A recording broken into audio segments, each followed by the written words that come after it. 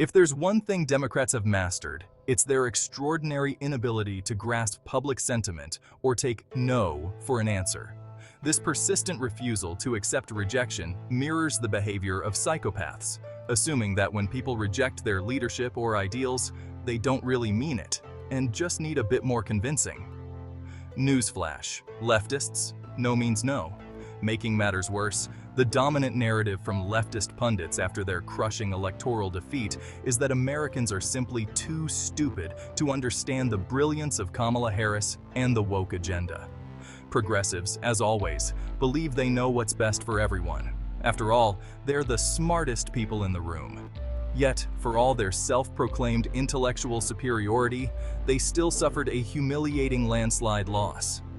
You'd think such a reality check would prompt them to reevaluate their political strategies and reconnect with the American people. But recent developments suggest they have no intention of doing so. Donald Trump's cabinet formation is moving full steam ahead, and the Democrats, as well as a handful of neoconservatives, are visibly panicked. Establishment media is already in overdrive, spewing a flood of hit pieces and accusations against potential cabinet members like RFK Jr., Matt Gaetz, Elon Musk, Vivek Ramaswamy, and Pete Hegseth. Claims of corruption, conspiracy, mental instability, and misconduct are being hurled left and right in a desperate attempt to derail these appointments. Why? Because these individuals have vowed to dismantle the entrenched status quo, and that terrifies the establishment. Trump is facing perhaps the fiercest opposition to his cabinet picks in recent history, with Democrats and GOP rhinos in the Senate likely to join forces in a bid to obstruct the process. However, Trump holds a trump card. He can force the Senate into recess and push through his appointments while lawmakers are out. If it comes to that, Democrats and their neocon allies won't have much say in the matter. Anticipating this outcome, some Democrats are floating the idea of a shadow government or shadow cabinet. North Carolina Democrat Wiley Nicole has pointed to the UK's shadow cabinet model, where opposition leaders critique government policies and propose alternatives.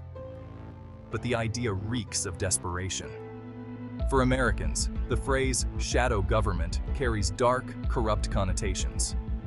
While in the UK, the shadow cabinet has no executive power, in practice, it wouldn't be much different from what opposition politicians already do: complain and posture without any real authority. A shadow government is little more than a sham alternative, the fantasy of Democrats who believe they should be in charge, despite what voters decided. It's worth noting that the UK's increasingly authoritarian socialist system now enforces thought crime laws and offers no true conservative opposition to its globalist establishment.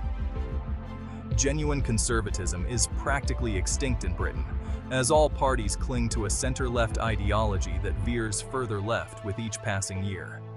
The notion that America should mimic such a system only underscores how out of touch Democrats are with the values of the American people. At best, a shadow cabinet is a pathetic attempt to maintain relevance. It allows Democrats to pretend the public is still interested in their ideas, offering a hollow critique of Trump's cabinet without actually doing anything. At worst, it could serve as a backdoor for foreign governments, NGOs, and other entities to bypass the Trump administration entirely and push their own agendas through back channels. If the latter is the true intent, it's not just tone-deaf, it's unconstitutional. The United States has no provision for a shadow cabinet, and for good reason. There is only one legitimate government, duly elected by the American people. Democrats had their chance, and they failed. The public doesn't need to hear how they would have done things differently. The truth about progressive governance is simple. It exists solely to expand, consume, and consolidate power. It is not designed to shrink, relinquish control, or operate efficiently.